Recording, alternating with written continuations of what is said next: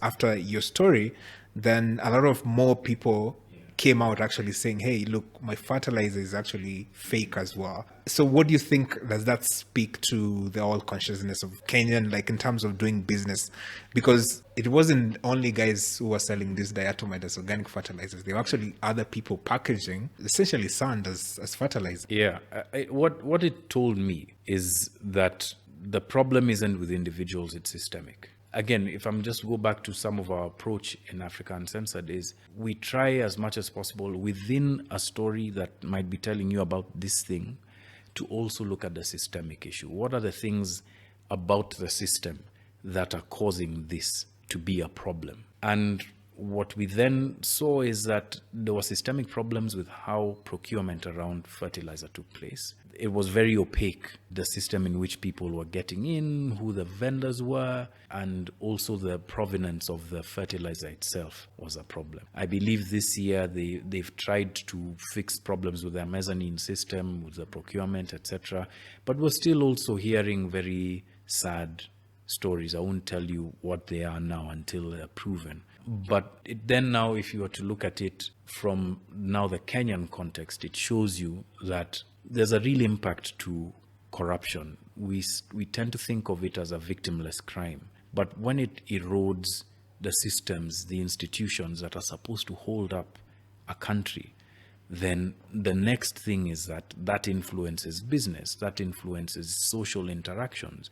We become very transactional in the way we talk to one another. It's what's in it for me, how can I get this? And if you look out, you'll notice that a lot of that is happening now, and it's increased over the past 3 years, but certainly over the past, say, 14, 15 years, there's been that trajectory where systems are being abused, being cut down to size because they don't fit the image that the big person there would like, and that's the bigger problem. Yeah, there's systemic issues as well. You actually were called, I think, to the Senate to sort of testify in your story.